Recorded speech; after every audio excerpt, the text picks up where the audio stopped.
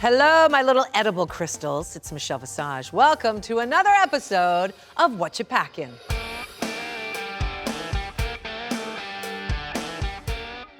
So we're here with LA's, in case you forgot. But you don't give me LA energy. Were you raised in LA? No, I was not. Aha! Where were you raised? Born and raised in San Jose. Okay, so still California. Yeah, but then I kind of been all over. I went to college in North Dakota, which is where I started drag. Where'd you go to college? University of North Dakota. How did you end up in North Dakota? Long story, but my family is all from the Midwest. Okay. And at the time I was closeted and I was like, I'm gonna move there, meet a nice little farm girl, buy a farm, like live my Christian life. And then moved there and quickly was like, oh, this is not for me. I'm so gay. And so then every year I was like, how can I get more gay, more gay? Right. And then I obviously got to the point where I'm like, okay, well, the only way to level up is to do drag.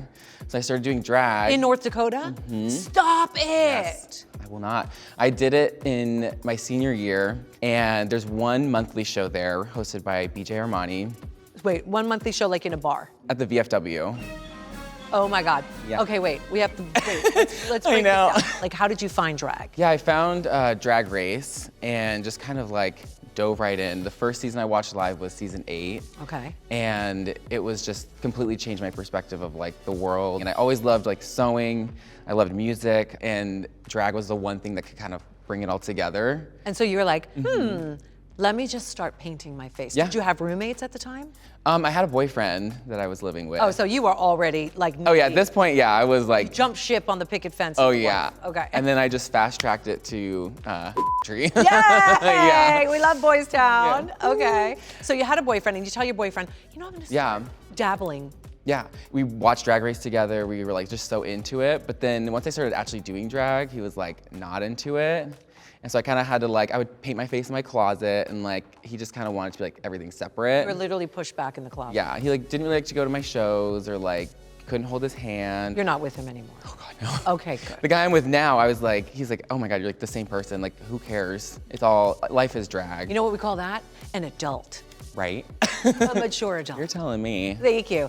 And then where did you go after North Dakota? New York. New York. Yeah. So you thought, I'm gonna take the Big Apple, I'm gonna take the big city. Yeah, I mean, when I first started drag, I was like, I'm gonna be on Drag Race. I just like knew it. I just like felt it in my bones that I was like, I've never been more sure of anything in my life. Okay. And so, yeah, and I was like, I need to go to where the mecca of drag, New York. Yes! It was the time that like Monet was rising and Ms. Cracker and all these like amazing queens, like that's where I need to be. But then that's when I started finding my voice in country music and drag and realized that the country music scene there was really welcoming to like queer people. Isn't that weird? A lot of people don't realize that because of the religion slant on things and the conservative slant on things. But I know that there's so many, not only advocates and allies, Yeah, a lot of queer performers. There's so many. It's like, I mean, country music's like the gayest thing in the world. The fringe, Yes. the rhinestones, the flared pants. High camp. The high heel boots. Yes.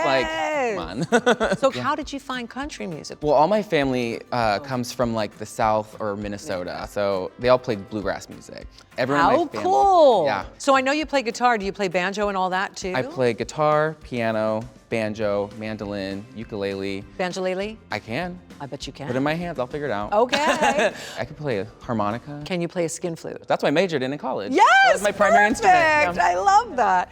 So you got into the country music scene when you came to LA? Yeah. How? Where's this? Well, there's a huge scene. It's like one of the biggest scenes in the country. Seriously? Here. Yeah. It's like Nashville, Austin, and LA. No way. Yeah. And it was so welcoming to me, and especially me in drag. Right. Have you met Trixie? Do you know Trixie? I have not. I'm Oh, scared. you need to. I feel like she's not gonna like me. Why? Because I'm competition. We got to get that competition mentality out of the game. Unless you're in a competition, I feel like in life, it's what makes us hate each other. We're kind of raised with that. And it's kind of a really toxic trait. I think Trixie would absolutely love you. She would love your style. She would love who you are. She'd love your look. Your look is so giving. I think you are so adorable. Your drag is phenomenal. We'll get into that in a minute. So I think you really need to meet her. I think she would love it. And you never know, you guys could collab on something really cool. I would love to do that. At what point do you go, you know what, I'm gonna audition for RuPaul's Drag Race? I auditioned a few years ago. It was rough. And then this year, I still wasn't gonna audition, and my boyfriend actually, who does drag, he was like, we should try to audition together Kai. and be the first couple on. So you both do drag? Yeah. So you get on and he doesn't. Yes. Ouch. Yeah. Well, we had to have a conversation about it before. We're like, the odds of one of us getting on and the other not is really high. Okay. So we're like, we have to just be happy for each other. And he is just the most supportive. Adulting at its finest. I know, right? The happiest moment of your life? Yeah, or? it was really amazing. I was on tour at the time, and I was getting ready for my last show, and I was just so depressed. I was like, I don't want to go back to LA. I don't want to like go back to my day job and just do. Which was? Styling wigs. Oh. Which I mean, it's not that bad. I mean, it's still drag, but go ahead. But I was just like, I don't want to like, I just want to like tour and perform, and like, I just want something. And that's when I got the call, and I was like, wow, it was just such a surreal moment. And what did you do to prep, like straight away? I asked my parents for money. Yeah. And then called my boyfriend and was like, let's get to work. It's happening. Yeah. Right away, you did the talent show. And you did your guitar and you sang and did your thing, which I thought was wonderful. It just was subtle. It wasn't enough That's fair. to stand out. But I think more had to do with nerves than anything else. And I think, from my experience, personally, it's different when you're on that stage compared to touring and doing your own thing. Because then you're in a room of all these monsters where they're just as good, if not some better, some not so as ready as you are, and you feel the competition at your throat. Yeah. So you landed in the bottom two. Yeah. But you got pretty far, Acacia. First of all, I totally vibe with your look. I love your looks. you. I love your look now. I'm guessing that you love the 80s the way that I love the 80s. 80s is just my heart and soul. What is it about it? I don't know. I just remember being a kid and my parents would put on like movies from the 80s or listen to 80s music, and just something about the style, the music, it's just so like sexy to me. It is. So I love the colors. It's I love iconic. animal print. Yeah. I love shoulder pads. Yeah. Favorite 80s movies? Heathers. Yes, I mean. Like, it's just classic. You did a Gem and the Holograms look. I remember the half pink, half white wig with that pink structured look. Yeah. And I think my favorite look that you did was the kind of military inspired. Oh, the nails. Yeah, where do you get these ideas from? That idea actually came from my boyfriend, and I was struggling on like, what do I do for the nails runway? Right.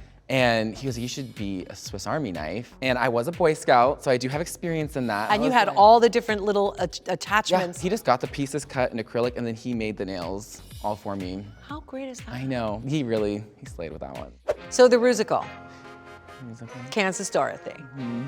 And again, nobody was terrible. No. They're always tough. Those Yeah. musicals are getting tougher and tougher. Yeah. You just kind of faded away. Now the runway was amazing. That wig on the wig, that was so fun. And I just think your style speaks for itself. Let's talk about like this piece, this kind of dandy look is so intricate and beautiful and such a twist because you know how much I am overseeing Marie Antoinette. I don't want to see it. So at least this is kind of giving us that, but in that foppish dandy type of way. So tell me about that. So this look, I was inspired by like a little prince playing in his dad's clothes. And so I wanted to like have the base be kind of this like playful, like childlike, fluffy outfit. And then have this huge jacket, a huge crown, because it's like way too big for him. I love that. you. And this is gorgeous. The inspiration for this was very like Dynasty, goes to like a gala. It's also very ribbon candy meets like Dynasty. Yeah. It's delicious. Did you watch Dynasty? Oh, I've seen parts of it. Okay, you I should- haven't watched it like all the way through. You, knowing the way that you think fashion-wise, you must watch the whole thing. And this gorgeous, by the way, any pop star in the world would wear that and could wear that right now. I could see Meg Thee Stallion in that, I could see Nicki Minaj in that, I could see Ariana Grande in that. If anyone wants to rent it, it is available. There you go. You didn't make this one. I did not know. This was made by Abraham Levy. Oh, he's great. Yeah. Working with denim is not easy, although you made this. Yes. So what was the inspiration for that one? I just love denim. I love jeans. I love like that Western kind of like look. And I don't know, I was just inspired by like how many jeans can I wear? And I'm just like, let's just layer all the jeans. Yeah, I just think we need more jeans in the world. Well, I think you are so much fun. You're wearing a bolo. I mean, nobody wears bolos. I love everything about your sense of style. I think you've got the goods. Appreciate that. Got the talent. It was so much fun being able to watch you and judge you and meet you here one-on-one. I can't wait to see where this world brings you, not just drag, but your music, drag and music. Thank you. Drusic. I'm excited for everything the world is going to offer you. Thank you. Thank you, Acacia. Appreciate See you next time. And thank you for watching another episode of Whatcha Packin. I'll see you next time. Bye. Got it like that, got it like this. Wanna take a swing, no, I never miss. And Hold that thought, because I want to hear about that. Somebody mowing their lawn, or? Last year, when we were filming this, there was a hurricane and an earthquake simultaneously. Suddenly a plane's not so bad. Right, exactly.